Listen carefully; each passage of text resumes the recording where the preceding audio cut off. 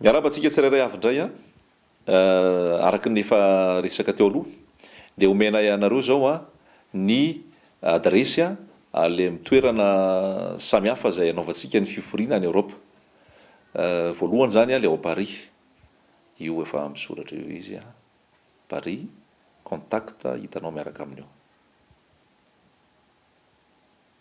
Manaraka ny any a Belgique dia efa io koa ny contact sy ny adresy. Strasbourg ndray zao, Strasbourg ny adresy, contact.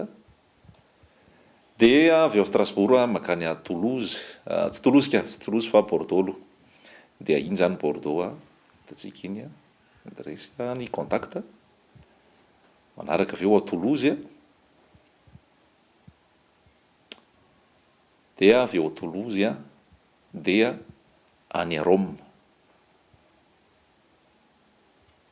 Zay. Dia miraro fahasoavan'ny tompo amintsika tsirairay avy a ho an'izay sosialy voninahitra amin'ny zavatra rehetra.